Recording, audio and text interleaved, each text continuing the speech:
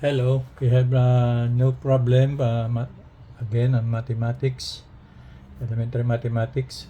Problem number 1 is a 180 degrees angle is divided into 3 in the ratio 1:2:3. What is the measurement of the biggest angle? Pinapahanap dito yung pinakamalaking angle. We all know triangle. Let's say itong diagram. Di natin assume lang natin na hindi right angle, that's triangle only.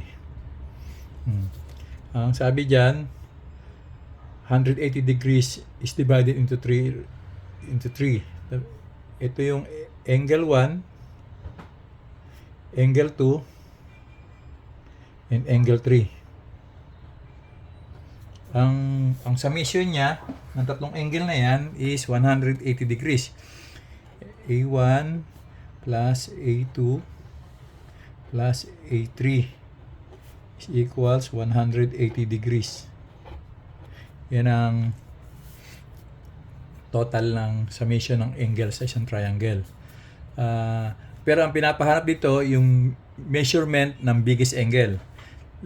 Let's say ang biggest angle dyan, according sa ratio, kung ang angle 1 is 1, ang angle 2 is 2, ang angle 3 is 3, yan ang ratio nila.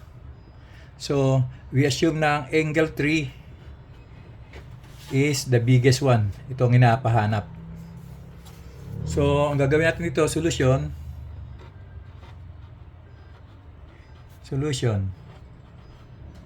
I-add natin ang tatlong ratio. 1 plus 2 plus 3 is equal 6. Ang 6 ngayon na to, gagamitin natin to para ma-divide sa 180 degrees. So, 180 degrees divided by 6, 30 degrees.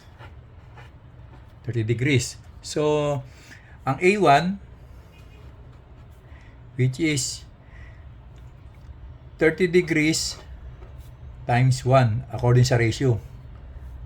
Pero yung area 3 angle 3 ang pinapahanap is 30 degrees times 3.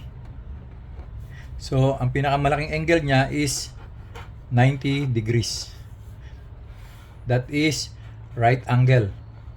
So, yung A2 is times 2 lang, that's 60. Pero ang pinapahanap naman kasi ay yung biggest angle. Ang biggest angle is ratio of 3 is 90 degrees. Number 2 problem is of Mr. Carpio's salary is 1/10 is spent for schooling and 1/4 for house rental. What part of the salary is left for expenditures and savings? Pinakita ito sa sweldo ni Mr. Carpio ang pinagpupuntahan ng kanyang sakita. Sabi diyan 1/10 solution. Ang 1/10 daw is for schooling.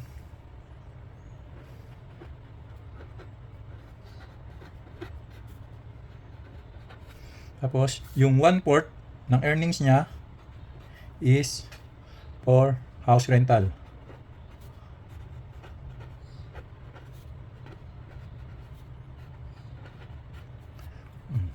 Kung ikuha natin ito, ipa-plot natin ito sa isang shape, let's say square, rectangle. Sabi diyan, yung 1/10, let's say kung bilangan divide natin sa 10 to,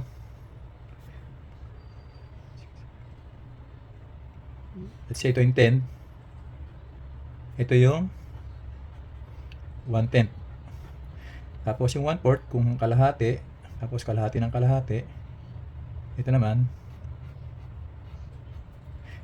yung 1/4. We all know, alam natin na ang 1/10 ito, pag equivalent sa decimal is 0.1. Ito naman yung 1/4, equivalent sa decimal is 0.25. Decimal lang siya as a whole, sa part na to, decimal lang siya. So, we assume na itong buo na to is 1 whole. 1. Because mga portion niya is point something only. So, gawin natin, i-add natin muna yung expenses niyan dalawa bago natin i-less sa kabuuan. So, 110 plus 1/4 So, para makuha nito, let get the LCD. Ano yung LCD nito? Is 20. Hindi pwedeng 40. 40, masyadong malaki. 20 lang siya. Kasi 10 is 20 can be divided by 10 and 20 can be divided by 4.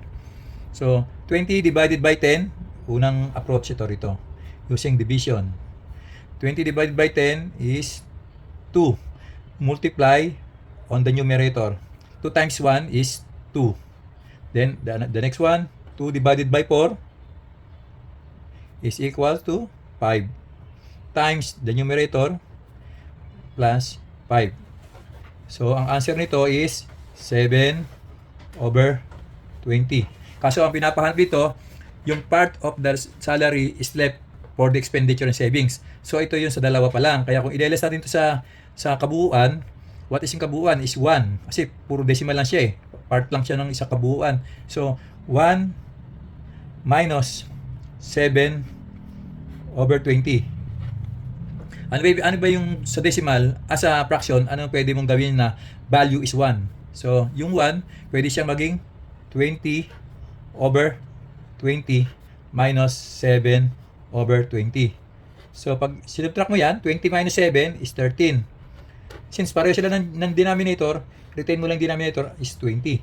Ito ngayon ang answer na natira for expenditure and savings.